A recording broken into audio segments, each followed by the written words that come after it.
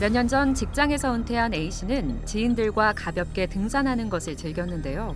하지만 얼마 전부터 몇 걸음만 움직여도 숨이 차고 쉽게 피곤해져 둘레길 산책도 힘들어졌습니다. 덜컥 겁이 난 A씨는 곧바로 병원을 찾아 진료를 받았는데요. 병원에서 진단받은 A씨의 병명은 심장 판막 질환 중 하나인 대동맥 판막 협착증이었습니다. 심장에는 심실이라는 강한 펌프 기능을 하는 근육덩어리 방이 있는데, 근육덩어리 방에는 수축하고 이완하는 기능만 있지 어느 한쪽 방향으로 짜주는 이 방향성은 없습니다. 그래서 혈액이 들어오는 문과 나가는 문이 따로 있어야 서로 엉키지 않고 일정한 방향으로 흐를 수가 있게 되는데, 즉 심장이 수축 이완하는 과정에서 박동에 맞춰서 문이 열렸다가 지나간 혈액이 다시 되돌아오지 않도록 막아주는 관문 역할을 하는 것이 판막입니다. 이런 판막에 병이 생기면 혈액의 흐름이 일정하지 못해 심장에 무리가 오는 것을 심장 판막증이라고 합니다. 심장 판막 질환은 선천적으로 심장 기형을 동반하기 때문에 어릴 때부터 증상이 나타나는 경우가 대부분이었습니다. 하지만 최근 고령 사회로 접어들며 노화로 인한 퇴행성 심장 판막 질환이 급증하고 있는데요. 실제로 국민건강보험공단에 따르면 2011년 5,800여 명이었던 대동맥 판막 협착증 환자가 2016년 10,000명을 넘어섰고, 이 중 약 66%가 70대 이상으로 나타났습니다. 판막이 망가지는 원인은 선천적으로 태어날 때부터 모양이 이상하게 생기는 경우도 있습니다.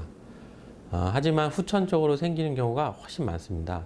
과거에는 후진국병이라고 불렸는데, 감기나 편도선염 같이 용혈성 연쇄상구균 감염에 의한 류마티스 열을 앓고 서서히 판막에 병이 생기는 것이 많았지만, 최근에 보는 판막증은 고령화 시대로 접어들면서 나이가 들면서 기능이 서서히 떨어지면 병이 생기는 퇴행성 질환이 대부분입니다. 또한 급성 질환으로 세균이 감염이 돼서 판막에 녹아 생기는 것도 원인이 됩니다. 심장 판막 질환이 경증인 경우에는 평생 치료하지 않을 수도 있습니다. 하지만 질환의 상태가 심하거나 합병증을 갖고 있을 때는 급사하는 경우부터 3년 내 사망률이 50%가 넘는 경우까지 그 경과가 다양한데요. 예를 들어 승모판 협착증의 경우에 증상이 없으면 10년 생존율이 80%지만 심한 증상이 있는 경우에는 0에서 15%입니다. 심장에는 4개의 판막이 있지만 흔히 문제가 되는 판막은 전신으로 피를 뿜어내는 강한 압력을 받는 대동맥 판막과 승모 판막에 주로 병이 발생합니다. 가장 많은 퇴행성 질환을 기준으로 설명하자면 종이처럼 얇은 판막이 두꺼워져서 제대로 열리지 않아 생기는 심장 판막 협착증이 있고, 대표적으로 대동맥 판막 협착증이 있습니다. 반대로 판막이 다칠 때는 균일하게 동시에 맞닿으면서 다쳐야 되는데, 그렇지 못하면 전신으로 나갔던 혈액이 제대로 뿜어져 나가지 못하고 다시 안에 쌓여서 심장이 풍선처럼 부풀게 되는 심장 판막 폐쇄 부전증이 있고, 승모판 역류증이 대표적입니다. 간혹 심장 판막 질환이 다른 질환과 혼동되는 경우가 있습니다. 심장 판막 질환으로 폐가 붓게 되면서 기침, 가래 증상이 나타나는데요. 이런 증상만 보고 종종 폐만 치료하는 경우가 있습니다. 만약 폐렴이 재발하거나 원인 모를 기침, 가래가 지속하면 심장 판막 질환을 의심해야 합니다. 심장 판막증의 증상은 호흡곤란, 가슴 통증 또는 답답함, 실신 등이 있지만, 그 중에서도 다른 질환보다 특징적인 증상이 있다면 호흡곤란입니다. 하지만 대부분은 만성질환이기 때문에 서서히 진행하는 증상을 알아차리지 못하는 경우가 너무 많습니다. 이전에는 괜찮았던 움직임에 숨이 더 차거나 비슷한 나이 또래 주변 사람들에 비해서 움직일 때 숨찬 증상이 더 심하다면 의심을 해봐야 됩니다. 심해지면 심장이 혈액으로 들어오질 못해 결국에는 폐에 혈액이 쌓이게 되고 폐에 물이 차고, 그로 인해서 기침이나 가래, 호흡곤란 등으로 증상이 폐렴으로 오인되는 경우가 너무나 많습니다. 심장 판막 질환 진단에 있어서 병력이나 신체 검사 소견이 여전히 중요한데요. 더불어 심초음파 검사로 증상의 심한 정도, 심기능 저하 여부나 폐동맥 고혈압 등도 쉽게 알 수 있습니다. 과거에는 심도자 검사 및 혈관 촬영은 판막 질환의 진단을 위해 많이 사용했는데요. 최근에는 40대 이상의 경우에 수술 전 관상동맥 질환의 동반 여부를 확인하거나 풍선 도자 확장술 같은 중재적 치료를 시행하는 경우에만 심도자 검사를 시행합니다. 여기에 심전도 검사와 엑스레이 검사, 운동 부하 검사나 컴퓨터 단층 촬영 검사 등이 필요할 때도 있습니다. 판막 질환은 해부학적으로 망가져서 생긴 거기 때문에 안타깝지만 재생을 통한 완치는 할 수가 없습니다. 치료는 병든 판막에 대한 심장의 부하를 줄여주고 2차적인 합병증을 예방하는 약물 치료와 판막을 직접 손을 보는 수술이 있습니다. 판막이 망가진 정도와 증상에 따라 선택하게 되는데 판막 기능이 심하게 망가지지 않거나 증상이 심하지 않다면 이뇨제나 항응고제, 혈압약 등의 약물 치료로도 심장 기능이 악화되는 것을 예방하고 관리하면 정상 생활이 가능합니다. 하지만 판막이 심하게 망가져서 심장 기능이 점점 악화되거나 증상이 심해서 약물 치료만으로 관리가 어려운 경우엔 병든 판막을 인공 판막으로 교체하는 판막 치환술이나 판막의 손상 부분을 수선하는 판막 성형술 같은 심장 판막 수술을 하게 됩니다. 심장 판막 질환은 일단 생기면 어떤 치료를 받든 서서히 진행하는 경향을 보이는데요. 수술을 받았다 하더라도 혈전의 예방, 부정맥의 치료 등을 해야 하므로 현재 어떤 상태이든지 주기적인 검진이 필요하고 대부분 약물 치료도 해야 합니다. 당연하지만 특히 판막증은 조기에 치료할수록 좋습니다. 판막증이 오래되면 결국 심장 근육에 만성적인 변화가 생기고 치료하더라도 만성 변화는 회복되기 어렵습니다.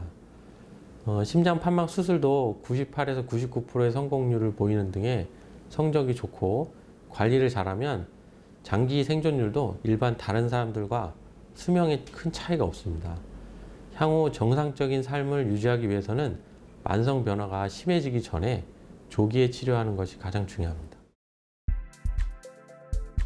심장 판막 질환이 있는 경우 혈전 색전증을 예방하기 위해 항혈전제를 복용 중인 경우가 많습니다. 이러한 경우 가벼운 타박상에도 피멍이 들거나 저절로 코피가 나거나 잇몸에 출혈이 일어날 수 있는데요. 상황이 이렇기에 근육 주사, 침 맞는 일을 피하는 것이 좋고 수술을 받아야 할 경우는 주치의와 상의해야 합니다. 운동은 수술 후 일주일에서 열흘간 입원 치료 후 퇴원하면 가벼운 걷기나 어깨 관절 돌리기 운동을 하는 것이 좋고 1개월 뒤부터는 가벼운 일상생활을 하며 빠른 걸음이나 계단 오르기 운동을 합니다. 3개월에서 6개월 뒤부터는 상태에 따라 외상에 주의하면서 모든 일상생활을 적극적으로 할 수가 있습니다. 또 판막 수술 후에는 판막에 혈전이 생기지 않도록 일정 기간 항응고제를 꼭 복용해야 합니다. 특히 기계 판막으로 인공 판막 치환술을 받은 경우는 평생 항응고제를 복용하셔야 됩니다. 항응고제는 음식이나 다른 약제에 의해 영향을 받아서 항응고 효과가 떨어지거나 늘어날 수 있어서 혈전에 의한 뇌경색이 생기거나 심각한 출혈이 생길 수 있으니까 반드시 교육을 잘 받으시고 주기적으로 혈액 검사를 통해 항응고 수치를 확인하고 의사와 함께 조절을 하셔야 합니다. 여기서 잠깐! 잘못된 의학 상식을 바로잡아 건강도 지키고 상식도 키우는 Yes or No. 심장 판막 질환 환자는 운동을 하면 안 되나요? 아닙니다. 심장 판막 질환이 있거나 수술을 받았다고 하더라도 운동을 통해 계단을 오르는 등의 일상생활 수행 능력을 향상시켜 줄 수 있고 고혈압, 고지혈증, 당뇨, 비만 같은 심혈관 질환을 악화시킬 수 있는 위험 요인들을 조절할 수 있는 긍정적인 효과가 있습니다. 가슴 통증이 생기지 않고 숨이 살짝 차는 정도 수준에서 근지구력 운동과 관절 운동을 꾸준히 하는 것이 좋습니다. 잘못된 의학 상식 깨치기 Yes or No 두 번째. 심장 판막 질환 환자는 치과 치료를 조심해야 한다는데 사실인가요? 네, 맞습니다. 치과 치료할 때 입안에 있던 균이 혈액을 타고 들어가서 전신을 돌다 보면 판막에 들러붙어서 균이 자라고 판막을 망가뜨리는 무서운 감염증인 심내막염이 발생할 수 있기 때문입니다. 하지만 과도하게 두려워하실 필요는 없습니다. 왜냐하면 모든 치과 치료가 다 생기는 것도 아니고 치료 전에 항생제를 미리 복용하면 예방할 수가 있습니다. 그러니까 이 판막증을 절대 숨기지 마시고 치과 의사 선생님들과 상담하시고 치료하시면 됩니다. 심장 판막 질환은 조기에 발견하면 충분히 치료가 가능한 질환입니다. 인구 고령화에 따라 환자 수가 지속적으로 증가하고 있는 만큼 심장 판막 질환에 대한 경각심을 가져야 하는데요. 심장 판막 질환은 심장 초음파 검사로 대부분 진단이 가능하기에 50세 이상의 성인이라면 이상 증세가 없더라도 정기적인 검진을 받는 것이 좋겠습니다. 판막 질환은 대부분 나이가 들면서 오는 퇴행성 질환으로 기전이 명확하지는 않아서 엄밀하게는 예방법은 없습니다. 하지만 심혈관계 건강관리법인 적절한 운동과 금연, 그 다음에 고혈압, 당뇨, 고지혈증 및 비만 등을 조절하고 덜 짜고 건강한 식이습관을 실천하는 것이 도움이 됩니다. 사실 모르는 분은 없는데 실천만 하시면 됩니다. 먹고 사느라 바쁜데 근데 쉽지는 않죠. 그렇지만 미래에 노후에 약병을 끌어안고 살지 않고 편안하고 즐거운 삶을 위해 건강에 대한 관심을 지금부터라도 가지시면 좋겠습니다. 마지막으로 대동맥 판막 협착증의 경우 7, 80대 고령의 어르신들이 많은데 심장 수술을 견디지 못할 것 같은 두려움으로 아직도 많은 분들이 치료를 포기하고 계십니다. 최근 최소 침습 수술도 많이 활성화되었고 증상 개선과 빠른 회복으로 만족도가 높으니 절대 포기하지 마시고 꼭 전문의와 상의하여 주시기 바랍니다.